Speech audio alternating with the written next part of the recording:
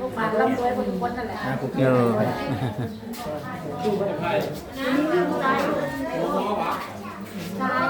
เอาไปใส่ว่าเจ้าของงานแขกเพื่อนก็ได้นี่อันนั้นให้ตั้งเปิด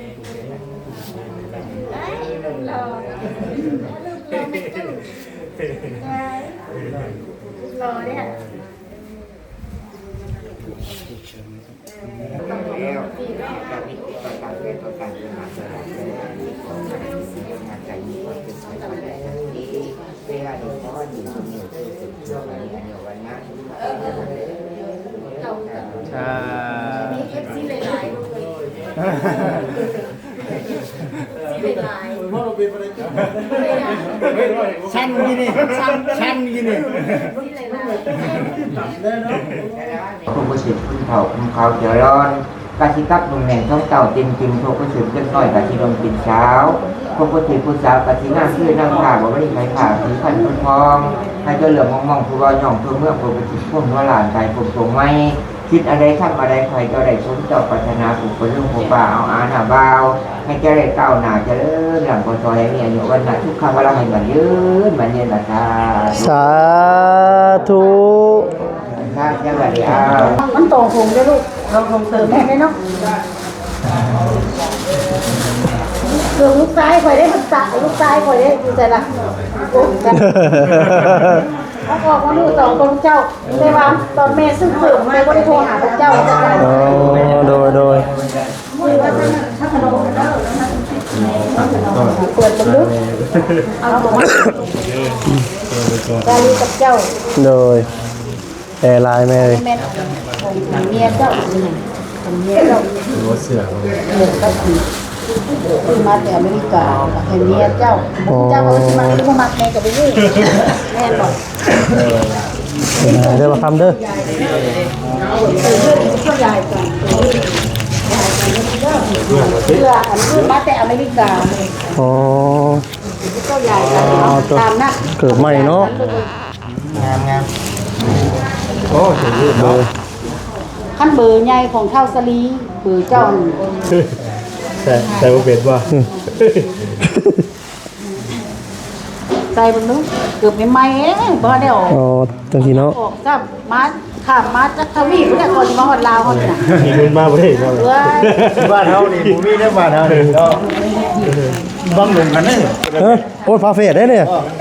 ไอ้กับน้องเด้อ ตาเลือกเด้อเจ้าเลือกเด้อเป็นตาเด้อ อ๋อโดย เดินไหนบ่คิดสิ ลิปสติกของเมียเจ้าลิปสติกน่ะ ใส่เรามึงซื่อๆเด้อ เดี๋ยวมาเซ็น เรามึงก่อน เมียเจ้าลิปสติก คือเลยว่ะ คือเนาะ เออคัก โอ้เจ๋วเลย เจ้าหมูโบงแล้วเอาให้ผู้ใดก็ขอให้ลูกน้องของ คักจะดีเนาะ เพราะว่าแมวให้เจ้าเลยเจ้าพิจารณา โอ้ซี่บ่เซ็นโอ้เดี๋ยวไปชมกันเด้อค่อย เลือกเอาเปลี่ยนตาปันกันเท่าคำเลยของเขาเลยใส่เงิน โอ้พอดีได้ เลือกกับปันกันเด้อเด้อเสือมาแต่อเมริกาสมุทรน้องเด้อทุกคนถึง พอดีได้ว่าเซ็นเลย ผู้นี้มันบอก โดย พอดีมั้ย เพราะว่าแม่เอาตามที่พวกเจ้าบอกเลยเบอร์น่ะ อืม นั่นนี่ ตัวหลายบ้านเฮาอ่ะพี่เด้อ พอดีแม่ งานน่ะลูก โดย วิจารณ์รอใจอ้าวรอได้แบบนี้น่ะ ใส่เราทันทีเลย งานน่ะลูก มีนาฬิกาบ่ได้ย่ออยู่ดิ ฮะ หนังรุ่นดีได้ลูก นี่โอ้ มีนาฬิกา เอาไหมเอาไหมลูกเอาให้ ถ่ายรูปไปถ่ายรูป ใส่เลยเด้อ ใส่เล็กๆลงมาใส่รอ เฮ้ยอ่ะมาจิต เฮ้ยอ่ะ ปันกัน ดีนี่ เป็นตาเลือกปันกัน บาชนี่เป็นบริการบาเซนต้องเอาตัวนี้นะนี่เนาะ โอ้บอจิ๊บนี่น่ะรอได้ขนาดไปแบบกันน่ะลูก คือเลยคือเยอะว่า เขาคำได้ลูก นี่ตัวนี้ก็ได้ ไอ้เขาคำจากอันเดียว นั่นแหละเออมาเสีย ตัวนี้ได้บาชนี่นี่ คือไปคือลาวคือได้จ้ะนี่คือแท้กับเสือเลยเสือกับขาวไหม โอ้ย ขาว มึงรอบัตร ว้าว บริการเด้เออ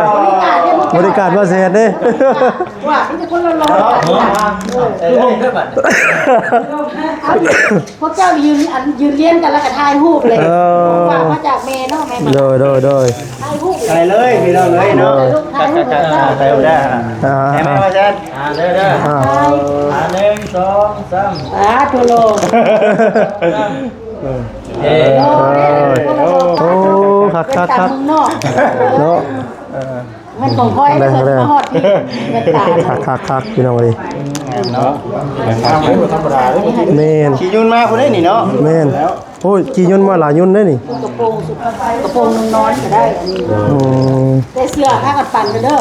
โดย ตัวใหญ่จะซอกเอามันมีเบอร์ XL เบอร์นะ โดยแม่ เบอร์ M ก็มีผ้ากันปั่นกัน โดย นี่อย่างมาก็นั่นแหละ โดยโอ้ยอันนี้ก็ดีใจแล้วแม่เอ้ยทั้งลูกอ่ะ เดี๋ยว โดย กลัวกันนะเด้อ โดย เอาไปเลยก็ได้แล้ว แล้วจังไว้ เดี๋ยวนั่นก็ได้แน่นะ ค่อยปันกันเนาะ ไปก็ได้นะอาจารย์นั่นแหละ กลัวก่อน เอ๊ะแล้วก็มันปั่นกัน ใส่ไว้ก่อน เสื้อไม่กระเทือนแต่ว่าเพิ่นตีบริษัทเพิ่นใจแม่สิเพิ่นให้เบิ่งเนี่ยมีบริษัทเพิ่นบริษัทโตใหญ่ก่อน โดย เห็นบ่บริษัทตัวใหญ่ก่อนเด็กตัวเล็ก โอ้ต้องใส่คู่กับบาเซนอ๋ออันนี้บ่แม่ ทั้งเรื่อยเป็นมาแล้วเป็นกินเป็นนอนบ่ได้บ่สิคนบ่ว่า เพิ่นกินได้เบิดเป็นนวดไม่ใช่แม่นี่แหละกินเบิด อ๋อ ตัวใหญ่เจ้า อ๋อบ ริ โด ษัท ย เพิ่นเวลาพวกเจ้าใส่แม่นแหละเจ้าขาย นี่เนาะ เลือกได้เอารถ นี่ใส่คู่กับบาเซน กา บาเซนกาแฟนะใส่คู่กันเออ สีฟ้าก็มีตัวใหญ่เอาตัวเข้มเหมือนอย่างก็มีลูก แค่เรามันยืดอยู่แพ้ยืดอยู่เนาะใส่สบายแล้วจัง เสื้อมาที่เมืองนอกมันบกขาดด้วยก็สิเป็นซักไปได้มันก็น้ำ แมน มันบกที่เสื้อเขาคือเอียนอยู่อย่าง เฮ้ย เอาไปถึงก่อนก็ได้ เอาไว้เอาไปพวกเราที่ปั่นกันโอเคเนาะ โดยนี่เขาได้จังตอบกันก็ได้ อ๋อนกกุ้ง แม่นบ่ ตอนนี้เจ้าสิออกลูกแล้วละแม่สิคอยก็เด้อ โดยแม่ เพราะว่าแม่ก็บ่ได้ส่งมาเด้อันนี้หันเจ้าออกลูก โดยเข้าใจได้แม่เด้อ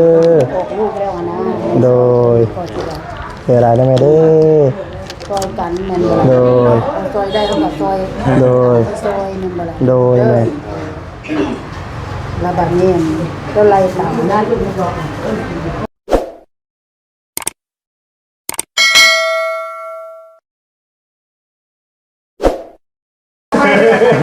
มันควงนะฮะควงว่า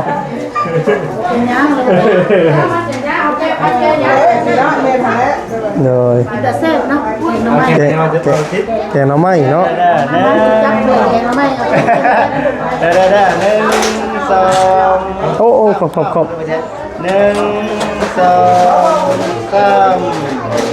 โอเค ถูกใจแม่เพื่อแดกแกงหน่อไม้ไข่มดแดง โดย เอาลาบมาเล่กับมันยอมต้องมากเลยนะ แม่นเอ้ย ต้องมากเลย ตึกขายอยู่แม่อยู่เนาะ จะได้เอาโอ้ย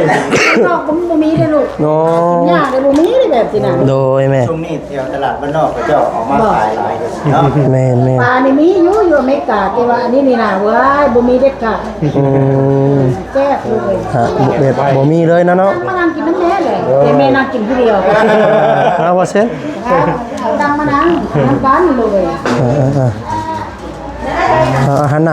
าก็แม่กันเลยก็ได้ว่าเซ็น วังนึงนี่จะยับมานี่ละให้อันนี้เราคิดไทยให้แม่ โอเค เดี๋ยวพ่อแม่กินใสเลยพ่อแม่มันจึงหน้าบ่ดำ โดย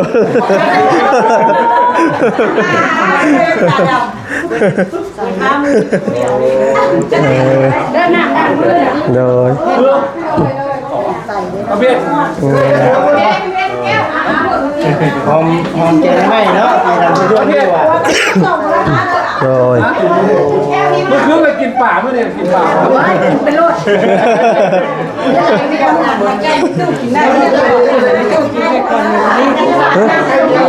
ได้ปะ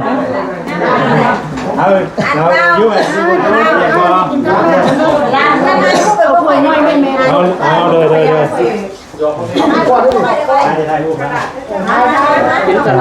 โดยแซ่บๆนี่มันยอดเสียงนะยอดเสียง คอยจับภาพดูดิมีแหงเด้อ โดย ไปหาเขาจะไปหา เจ้าก็จะเอา1 2 3 1 2 3เย้งานบัจุคนเนาะงานบัจุคนเด้อ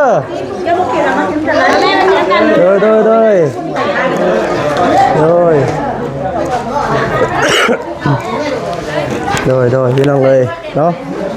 ดีกู้ได้เนาะเสียบร้ายบ่ฉัน เสียบหลายบ่ แม่นบ่แม่ถืออยู่เด้ฉันเนาะดีกู้ number one อะไรเกิดไข่มดแดงพี่น้องไข่มดแดงเด้อตลาดมาเล่กับมายอมนี่น่ะ โดย ไปเด้อแม่เด้อ กินน้ำแม่ โดย เอานั่งมาเซ็ต เด้อเด้อ เด้อพ่อแม่ ไข่มดแดงเด้อ บ่ได้ใส่ปิ้งนวดกับบ่เคยเห็นแม่บ่ได้ใส่ปิ้งนวดหรือซี่บ่ได้บ่แซ่บแนวใดเนาะประมาณ โดยเดี๋ยวก็สินั่งกินน้ำเมแล้วเนาะ มดแดงนี่รู้ใจหลาย ขอบคุณหลาย เอาลาบมาเปลี่ยนกันยังบ่ยอมแล้วแม่เนาะแม่น ลามาเปลี่ยนกับพวกเอา โดย จับหลายจะได้ก็กินข้าวน้ำแม่เลย โดย เอาไปดิ เดี๋ยวตั้งกล้องก่อนโดย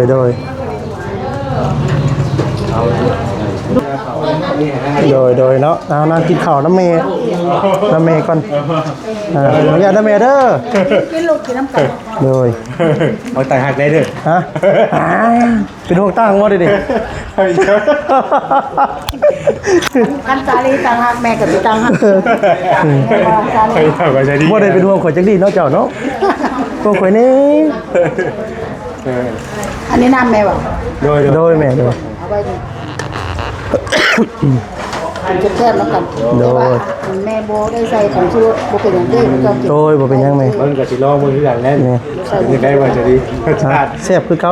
เคยดูกันว่า แม่ ตัวนี้ยันถั่วก็ได้ ไม่เดือนมากเลยลูกเป็นแม่โบกินดิบแม่กินนั่นสิล่ะ ตัวนี้ก็คือตัวก้อย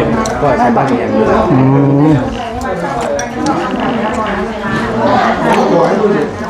มันได้พี่น้องเด้อกินข้าวน้ำกันพี่น้องเลยโดยเนาะ เอฟซีเนี่ย โดย หรือมันเอฟซีเนี่ยกินข้าวเด้อ เอาเด้อพี่น้ ข้า อ ว ง เด้ เด้ อ อ เอฟซีทุกคนสบายดี โดยเนาะ ลืมเห็นอาหารบ้านเฮากันแล้วลืมเนี่ยอยากไปเอฟซีเนี่ย โง่เหมือนกัน ชอบหลายเอิ้นจุลี่มากินน้ำแดง ฮะเจ็บเลย เอิ้นจุลี่มากินน้ำแดง เลยเด้อ มาเลยเด้อข้าวกัน Welcome to eat with me จุลี่ มาเลยเด้อนี่เนาะอยู่ตัวนี้เป็นอะไร จุลี่บอกเพิ่นมานำอยู่แต่ว่าเพิ่นอยู่ไทยลูกเอ้ยไทย มาดูฝั่งไทยมาชิมาลาอยู่บ่แม่ แม่กับบ่ฮู้ลูกเอ้ยแม่บ่ได้แม่หา แซ่บแล้ว แซ่บลูกเอ้ย ตั้งเก่งไหม อยู่เมืองนอกบ่ได้กินได้บ่ ดีใจอะไรมันดีใจแล้วนะ แม่น ได้กินข้าว ผมพาแล้ว พากันเฮ็ดมันตื่นเต้นนะดีใจมาเลยกันได้ แม่น พ่ออยากก็ ก็ มาถึง คือจะเป็นผู้แทนแม่กับบ้านได้ เฮ็ด กินกัน เฮ็ดยังบ่เป็นได้สั้นนะมันแบบอิ่มตื้นตันนะ บ่เป็นหยังไปได้ โอ้ยแม่ นี่อย่างที่ว่าเดือดร้อนที่สุดโทรหาแม่เจ้า โดยแม่ เดือดร้อนที่สุดโอ้แม่เอ้ยว่าจังขอบคุณจริงอยู่แน่ โดย บ่เป็นหยังลูกเอ้ยแม่ โดยมา จักติแม่เป็นคนจังได๋ โดย มีปัญหาลูกเอ้ย โดยมา ถ้าเดือดร้อนที่สุดนั่นบอกน้องเอาใจลงไป โดย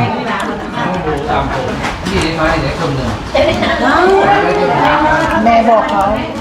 มาเมืองลาวอย่าเอาข้าวเหนียวให้กินหลายเด้อบัดว่าเห็นอดบ่ได้เลยกินข้าวเหนียวเนี่ยอดบ่ได้คุณบ่ค่อยกินลูกเอ้ย โอ้โห กินแต่อาหารธรรมดาไปแล้วก็ได้น้ำมันลาวแซ่ เอบ อโดยโดย ขอบใจขอบใจ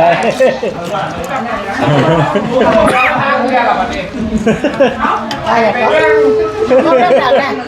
น้องเคยก่อนน้องดังๆได้ เห็นไหมเฮ้ยแง่แง่ เพิ่นไปห้ามเฟิร์สเขาไปยังเพิ่นไปห้ามเฟิร์สเท่านั้นคนไทยเพิ่นไปห้ามเฟิร์สเพิ่นไปถามเขาเดี๋ยวว่าฟัง โดย เพิ่นไปถามเขามีเฟิร์สเนื้อบ่เพิ่นว่าน้ำน่ะเขาบ่เข้าใจเฟิร์สเนื้อแม่นอีหยังเขาละอธิบายเฟิร์สเนื้อแม่นเฟิร์สซีนโอ้มีอยู่นึกว่าแม่นอีหยังเฟิร์สเนื้อกันว่าดิ เปิดเนื้อเปิดดิ้นเลย โดย เฟิร์สเนื้อก็เฟิร์สซีนคือกัน โดย แต่ฟังเฟิร์สเนื้อนั่นเฟิร์สซีนโอ้แม่นหวากันว่าดิคนลาวบางคนก็เจ้าก็บ่ได้ฟังภาษาไทยเข้าใจนะ โดยแม่เวลาจะเป็นไทยอีสานเนาะเป็นอย่างที่พังเป็นอย่างที่พังเข้าใจ เฟิร์สเนื้อเนื้อกับซีนคือกันเลยเนาะ แม่นแม่ แซ่บเลยครับ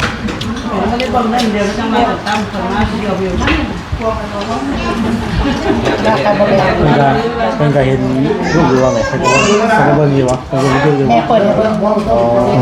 แม่บอกว่าให้เบิ่งพระเจ้าแดติดตามพระเจ้าแดเบิ่งแล้ว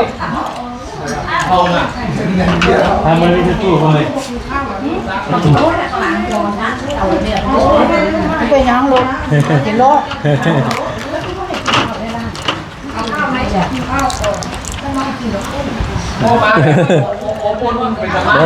โดยอบอุ่น โดยโดยยินดี เอ็กซ์สาระ ดีเสมอเด้อพี่บ่าวมาแว พี่น ได้ อนนี่บอกแม่ป้าสิไปนอนโรงแรมเห็นบ่เจ้านอนอยู่นี่ น้องบอกป้ากว่า เฝ้าโรงเงินเฝ้าโรงเงินป้า ได้ไปต้องได้ได้พอมีแล้ว คนบรรยายแล้ว แมงวันนี่มาเป็นใจจับสิครับปลูกไว้แมงวันนี่ ไม่ได้กินแต่มันไม่ได้กินมาเลย แมนหนักดีอย่างเนาะ คือโลพันได้ไปหน่อยเนาะเราไปได้ แมน ดีเลย แรกจะคุย วันบุญวาสนาบ่อย่างก็บ่เข้ากันเฮาก็บ่ได้มาเจอกัน บ่มีบุญร่วมกันนี่บ่ได้เจอกันเนาะแม่เนาะ แม่นนี่ดีได้ลูกแม่ว่าตาม โดยแม่ บุญวาสนา ทำไมอ๋ออยู่พักยุบเราจะมาเราจะมาแต่ว่าแต่ยังบูว่าสินอนบ่สินะ แมว แต่ลองฟังบนก้อนสินะ โดยก็คือจังแม่เพิ่นเว้าให้เนาะคำบ่ฮักแป้งกันดีผมว่าแม่นไกลบ่ไกลเนาะแม่เนาะ บ่ แม่ เก็บ น ไก่แม่สิมาจังได๋ แม่นคำบ่ฮักแป้งให้ดีแม่นเลย ให้ลูกเข้าใจกันแหละ แม่น คุณทอดจองมา แม่ คุณทอดจองมาเป็นปีเป็นน้องกันเนาะ แม่น เป็นจังซั่นตัวคนเฮาน่ะ ใช่ป่าว เชฟได้บ่เชฟได้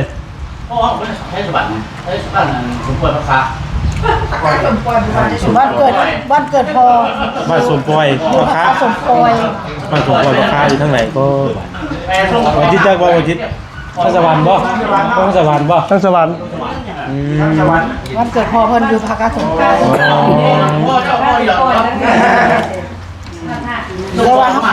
แต่ว่าเฮาบ่รู้จักอยู่ไสแม่นบ่ล่ะต้องถามเขาเจ้า อันน้ำมีทั้งนี้เด้อน้ำเด้อ น้ำเด้อเจ้าน้ำ ทั้งนี้เด้อ มื้ออื่นโทรหากับเจ้าลองเบิ่งว่าอยู่บ่อนไหนนะเขาจะปล่อย อ๋อ เอาที่ต่อกันได้เหรอเขาก็ส่งให้กันแล้ว บ้านอันนาเบานะนาเบาอันนี้นาเบาเพิ่นอยู่อเมริกาแล้วเพิ่นมาคุกเงินอาหาร โดย เพิ่นบอกว่าขั้นไปสวรรค์เขตไปเวบ้านเพิ่นเด้นะครับแต่แม่สิได้ไปโอ้เท่านั้นแหละแม่ก็รู้จัก เวลาก่อนหน่อย มีเวลาก่อนนะแม่บ่ล่ะ อะไรก็อยากไปแล้ว อะไรก็อยากไปแม่บ่ล่ะเวลามันหน่อยเด้อลูก โดย เวลามันหน่อยเด้อลูก อะไรก็อยากไป แม่นนะเนาะ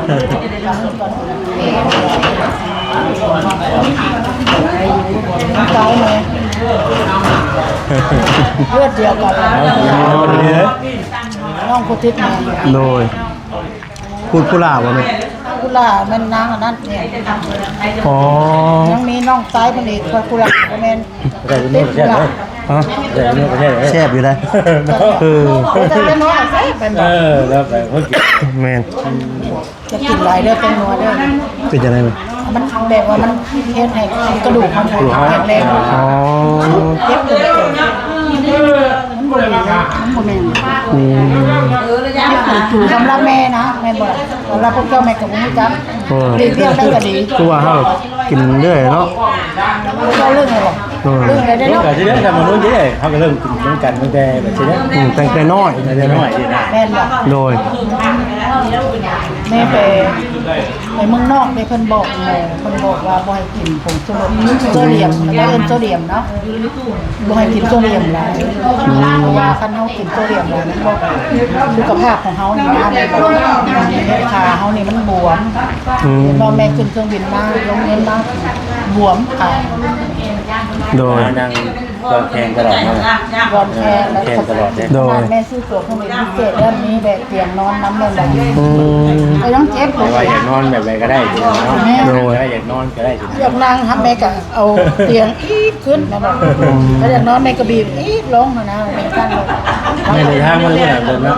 มาผู้เดียวเลยบอก น้ำเดียว โอ้ น้ำเดียวเดียวเลยเลยน้ำเดียวเดียว มาผู้เดียวเลย เนาะ น้ำเดียวเดียวเลยเอ๊ะบางคนก็จะบ่นนั้นได้ลุงแม่โอ้ยเดือนเดียวเลย อืม เดือนเดียว คิดว่ามาสองคนสิเนาะ ดูไปว่าสองคนมั้ง เดียว อืม ผ่านมาจากทวีปแม่นบ่ล่ะก่อนย้อนยี่ขึ้นนี่โอ้ยตาเป็นเทวบุตรบ่ล่ะต้องจนไปได้ลูกแม่นบ่ล่ะ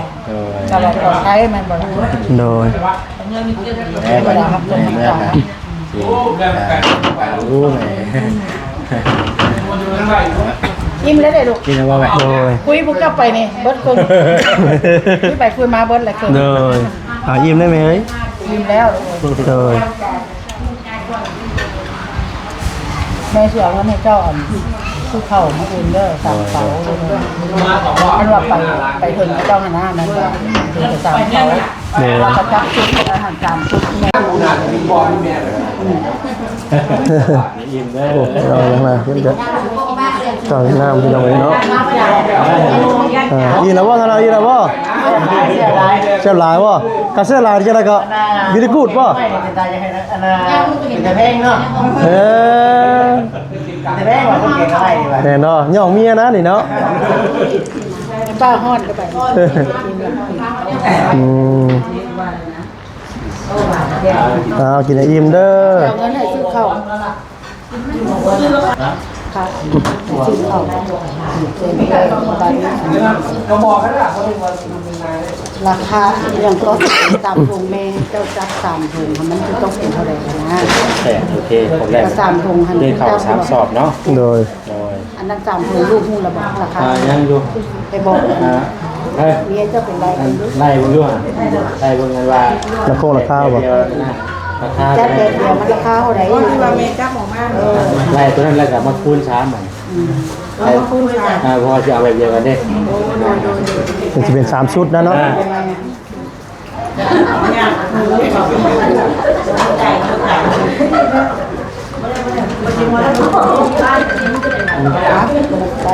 แม่ว่า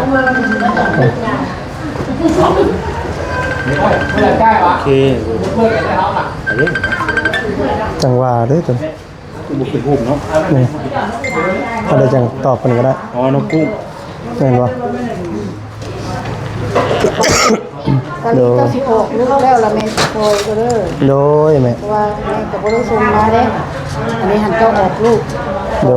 ยใจได้แม่เด้อ ออกลูกแล้วอะนะ โดย ก็สิว่า เกิดอะไรได้แม่เด้อ ซอยกันแม่นบ่ โด ล่ะ ย ซอยได้ก็กับซอย โดย ซอยแม่นบ่ล่ะ โดยแม่ แล้วบัดนี้ก็ไล่ตามนั้นอันนี้แม่เอาให้เจ้าทำร้านเจ้าอันนี้และอันค่าที่เครื่องเป็นธงแล้วเป็นไรเนี่ย โดย ได้ต่างหาก ใจไรแล้วมันใจ โดย และอันเท่าจิตเท่าจะให้คนละ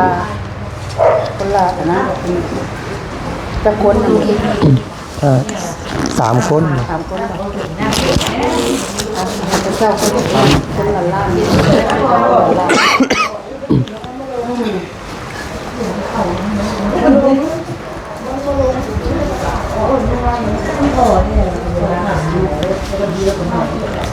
บุญอย่างไรเลย โดย แม่บุญอย่างไร โดย ซอยลูกเด้อ โดยแม่ขอบใจหลายแม่เอ้ย วันนี้อย่างขาดเขินถ้าว่าจำเป็นอย่างโทรหาแม่ โดยแม่ ซอยกัน โดย ถึงว่ามันโบราณก็นับใจแม่เด้อ โดยโอ้หลายแล้วแม่กันนี่ก็โดยแม่หลายแล้วเอ้ยโดย ซอยกันไปลูกเอ้ย โดย ใจร้ายเลย น้ำใจของแม่หั่นแหละที่ว่า โดย ซอยกันไปเพิ่นนี่ได้เพิ่นสิออกลูกก่อน แก่แล้วจะ แม่นอีกเดือนหน้า เดือนหน้านี่ออก แม่นเดือนหน้านี่ก็แม่นแม่นเบิดเดือนนี้เดือนหน้าก็แม่นละ แล้วไล่ที่ว่าเครื่อง3ถุงนั่นไล่มาแล้วเนี่ยแล้วมื้ออื่นเช้าลูกก็สิไปรับแม่จักโมงมื้ออื่นน่ะ จัก7-8 โมง7-8 โมงเนาะ มันจะไม่ไปได้ทางเลยเนาะ แม่จัก8 โมงเนาะ 8โมงบอกหรือ7โมง 8 โมงได้บ่ เอา7 โมง เอา7 โมง 7โมงสรุปคันแม่ตื่นเช้ามัน อ๋อ7 โมงเช้าเนาะ มันซื่อๆแล้วมันสิเมื่อยหันนะก็สิเอา7โมง เช้า เช้า พวกมูเขาก็เริ่มออก แม่น6 โมงเช้าแม่น 7โมงเช้าเนาะ โดย 7 โมงเลย เอาออกแต่พี่6 โมงเช้าไปเจอแม่อยู่6 โมง7 โมงเนาะ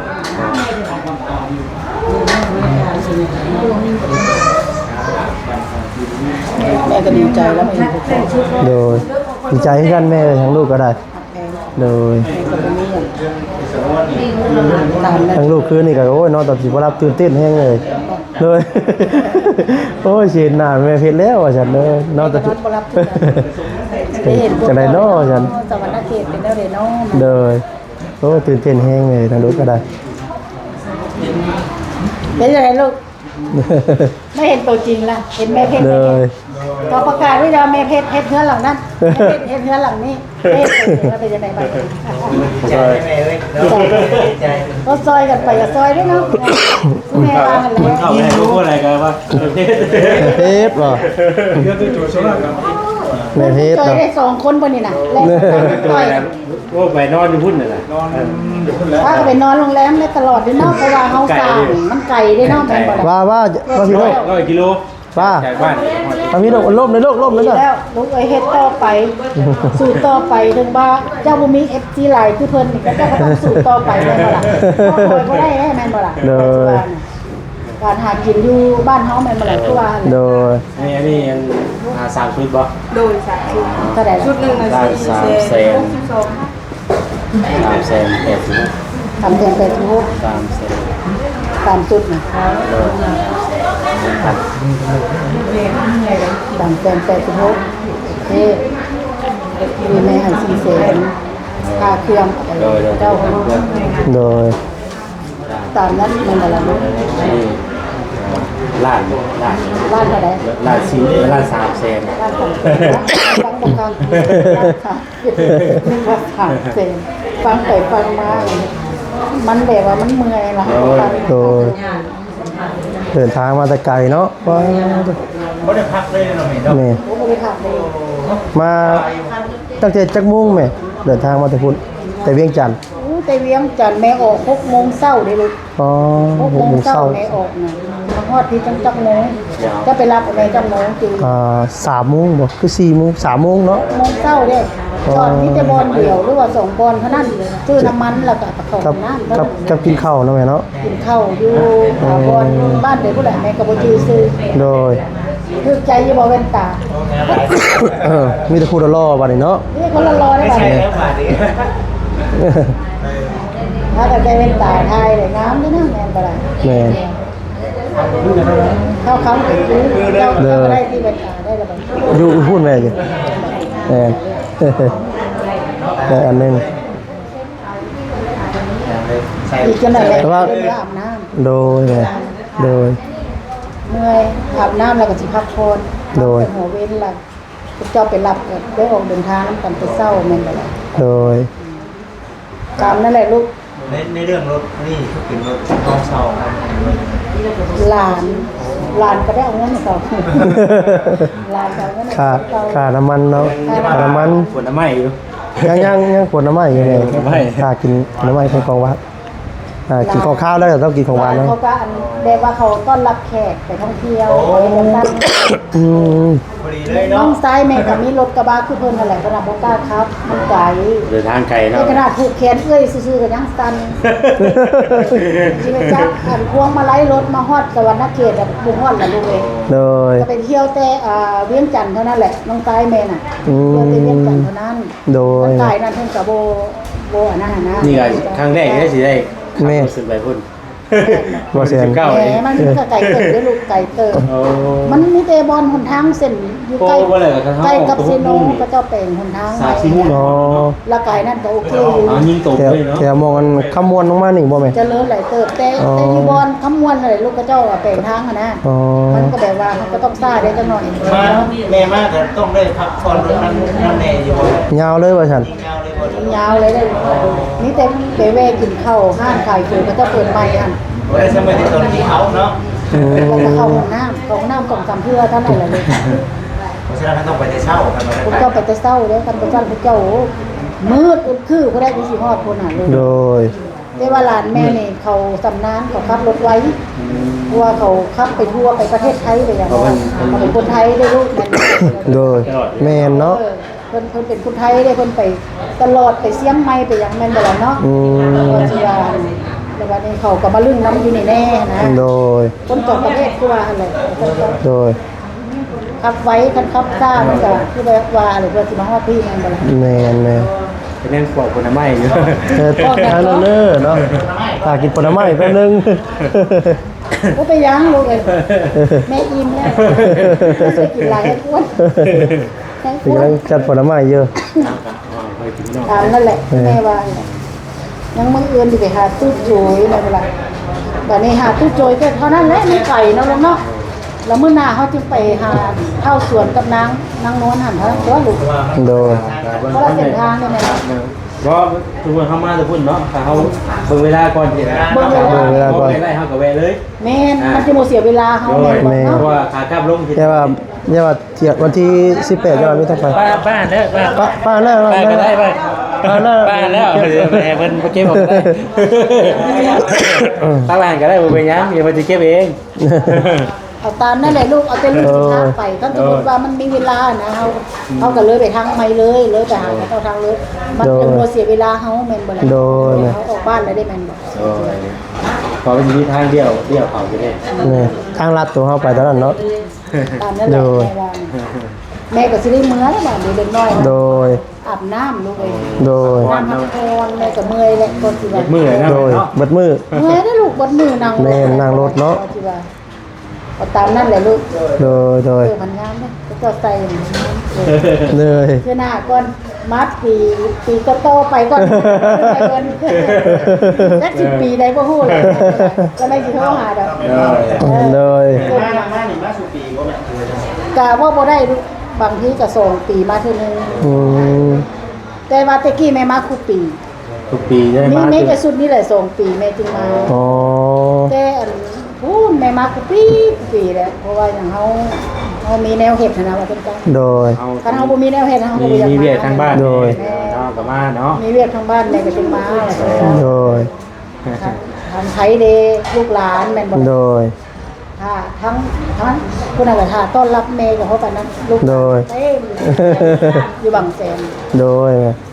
เดี๋ยวนั้นลูกก็สิเอาไปส่งอยู่ โดยเอาโชว์ทั้งแม่ แข็ง เพื่อน กันเบิ่งหน้าแม่นี่นะเมื่อยได้ดิเมื่อยได้นะอด โด นั่ ย งพ่อกับพวกเจ้า อ่ะกินผลไม้ก่อนแม่ ยังไม่ให้กินอีก ผลไม้ก่อนแม่เอาเก็บนี่ก่อนก็ได้เก็บนี่ก่อน เอาอันนี้เมีย ว่าสิลูก เนาะ มาแล้วนี่นะ อ่ะกิน ผลไม้ ใช่ ว่าสิลูก กินของ มาแล้ว กินของหวานก่อนแม่ ผลไม้ที่เราไปเนาะ ดูจักคำจักอย่างก่อนนะก็เป็นทีๆเลยลูกด้วย โดย พวกม่วงบ้านเฮาหวานอยู่บ่ จังว่าเลยนะคือสีหวานอยู่แม่ ไม่เอาอย่างเนาะ แม่ โอ้ยผมเป็นอย่างเด้อเดี๋ยวสิให้เพิ่นเก็บก็ได้ดอก เป็นเก็บเนาะ โดย หวานม่วงบ้านเฮา โดย หวานลูกเลยกินจอมคำแล้วก็ อันนี้ให้เพิ่นแล้วก็บางอย่างก็ นับอีกได้นับคำหนึ่ง มันก็มาอย่างก็ในวิทย์มันก็มาอย่างเนาะบ่เสียลืมได้มาอย่างก็ หมากอันจะใส่ขาวๆ มา นะ นี้อยู่ประเทศญี่ปุ่นก็มีลูก โอ้ อยู่อเมริกาก็มีก็จะเอิ้นหมากนาซิ ว่า มาสิ หมักเทอรี่ หมากนาซิภาษาญี่ปุ่น สะ เทอรี่เฮ้ย มายังว่าจิต เขาจะเอิ้น มายังมาใส่เลยคือหมายเปิ้นนะ สลาวเขาจะเอิ้น สลีบ่สลีบ่ยังวะจักชื่อหรือลืมเด้อเนาะ อยู่อเมริกาก็มีอยู่ญี่ปุ่นก็มีหมากนี้ ฮะยังบ่เบิดยังแม่ตัว แม่ก็สิกินไว้อยู่ว่าเหมือนตาบ่ขึ้นแล้วเหมือนตาบ่ขึ้นแล้วลูกเอ้ยแซ่บหลายลูก ผลไม้อันนี้คือ แม่น หมู เมื่อวานนี่หมักไหม้ก็เต็มโต๊ะอยู่เฮือนก็ได้ลูกไปทายฮู้ โดย โดยเห็นอยู่แม่โดย เอาเพิ่นเลยเอานี่ โดยตามนั้นเนาะ ขึ้นเจอกันแหละ โดยแม่โดย น้ำแล้วก็สิสลบสลบสไลด์ โดยป้าจะเฮาก็สิไปส่งทั้งแม่พี่น้องเนาะแล้วก็สิได้ขอจบคลิปซะก่อนเนาะผิดพลาดประการใดขอโทษขออภัยด้วยพี่น้องเด้อเนาะขอมากับใจในทางวัสดีเนาะบ่บ่ถูกนะขอโทษขออภัยนำลำลาพาจากไปก่อนแล้วอยู่ดีมีแฮงเด้อสุขุทุกคนพี่น้องเนาะก็ขอบคุณทั้งแม่เพิ่นหลายพี่น้องเนาะได้ช่วยค่าคลอดลูกพี่น้องเนาะทั้งแม่พี่น้องเนาะโอ้ยพี่น้องดีใจหลายพี่น้องทางวัสดีก็ได้เนาะลำลาไปก่อนเนาะฝากกดไลค์กดแชร์กดติดตามพี่น้องเนาะสำบายดีพี่น้อง